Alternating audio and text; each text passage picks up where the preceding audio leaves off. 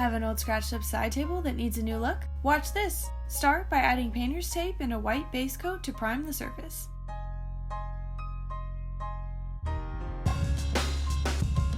This doesn't have to be perfect as long as it's smooth because it will be painted over. Then choose the colors.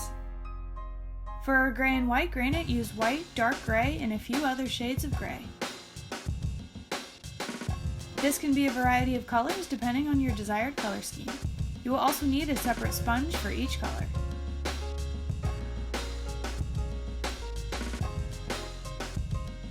Mix to create custom shades if needed. Next, apply the paint. Start by pouncing the warm gray all over with a sponge. Then pounce on the dark gray in a veining pattern. Then pounce on a mixture of white and dark gray or medium gray to give transition and variation. Layering different colors on top of each other will give texture and depth. After it is dried, apply a few layers of polyurethane, allowing it to dry between coats. This quick dry has a 2-hour waiting time between layers and it takes 24 hours to cure.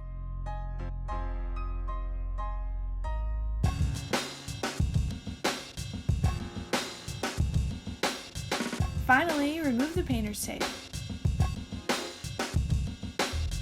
This faux granite technique can be used on all sorts of surfaces in all different colors and shades. What would you paint in your home with this technique? Let us know in the comments.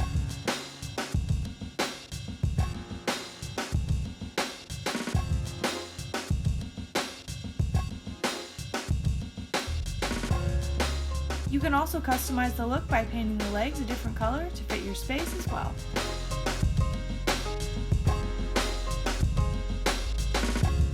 Want to make this project? Here's what you'll need: painter's tape, white paint, a warm gray, a dark gray, paper plates to mix and separate the colors, a foam roller, sponges, polyurethane, and a brush.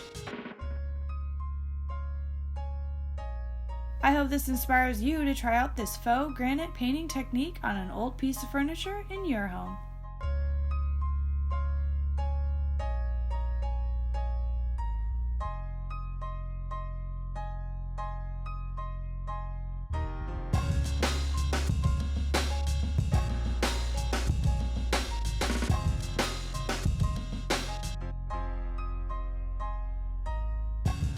Thanks for watching Home Talk.